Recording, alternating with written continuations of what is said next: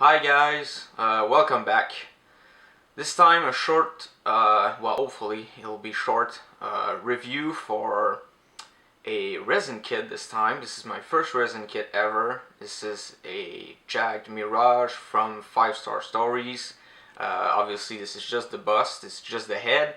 It's a 1/144 scale, so yeah, that's a pretty big head for a scale. But a Jag Mirage, if you know 5-Star Stories, you know that Jag Mirage is huge, so it makes sense. But there you go.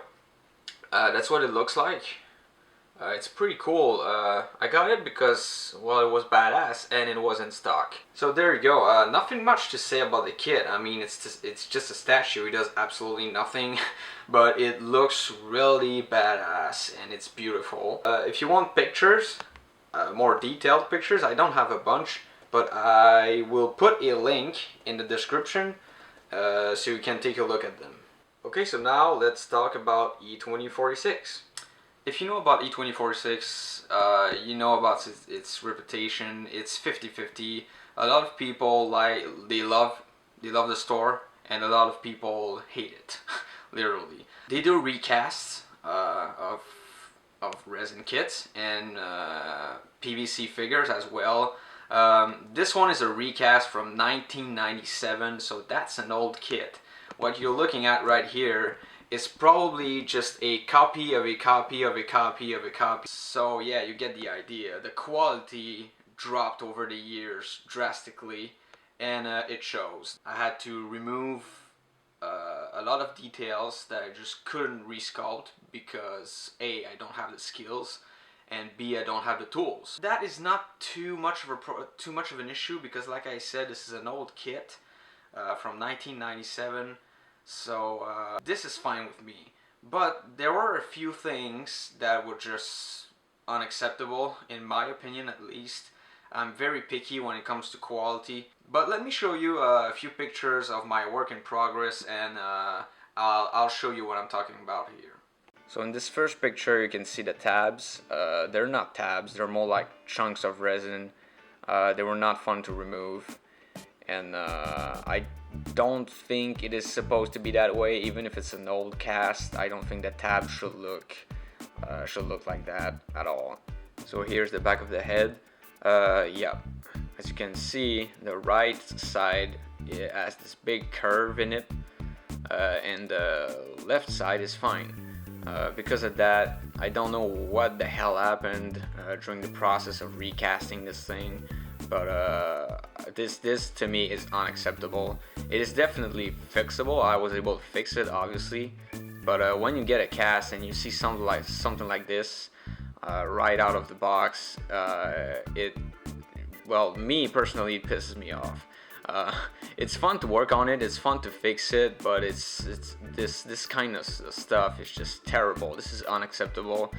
I lost some panel lines. As you can see, there are details on the left side that were just completely gone. On the right side, I had to fill those with putty, and now they're just gone completely, so that's sad. Here you can see the quality of the recast.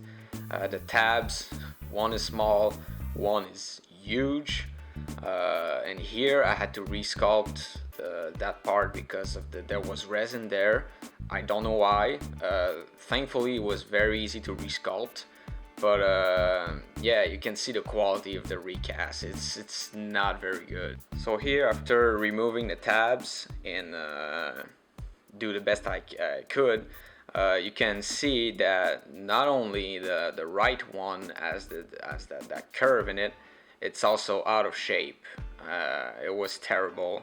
When I saw this, I was like, how the hell am I going to make it straight again? I had to boil the part, and it took me a few tries before I got it right, but eventually I was able to get it right. But he's your best friend when it comes to resin. This is the front, and this is the back.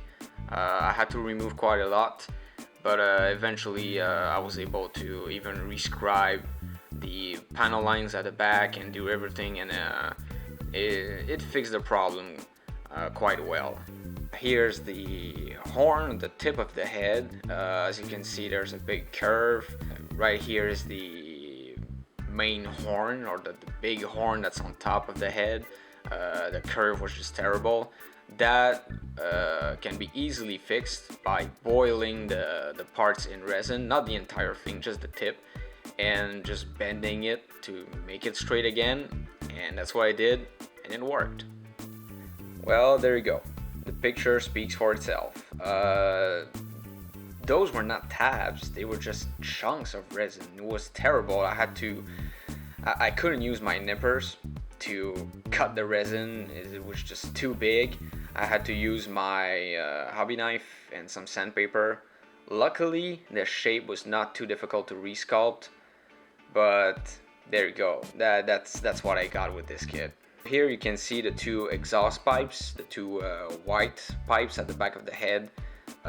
They were over sanded, and I had to resculpt the panel lines. The one on the right, they were still there.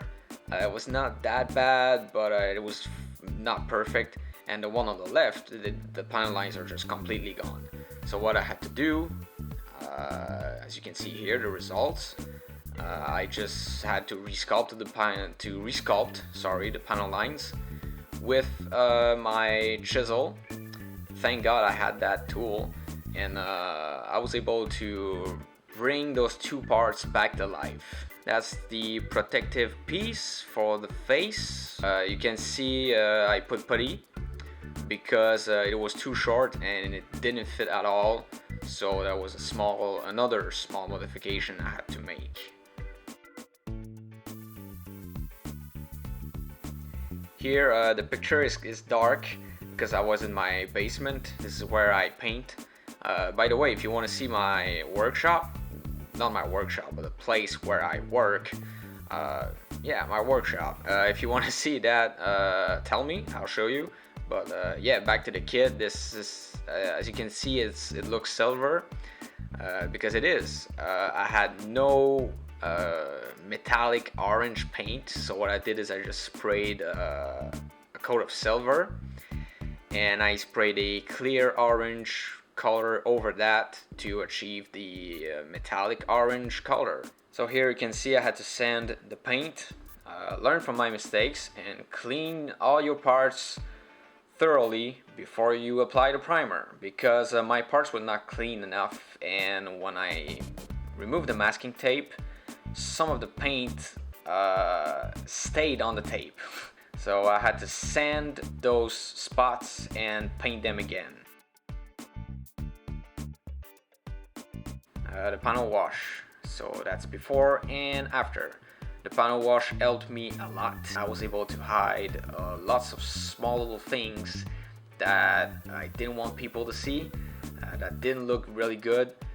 Because the cast was not perfect, I wanted to make this head look like it came back from battle. I wanted to make it look damaged.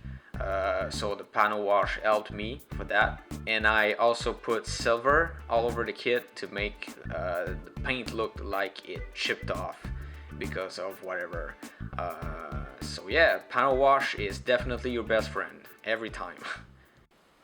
So there you go, guys. That was my review of this kit. I fell in love with resin. I'm definitely going to do more.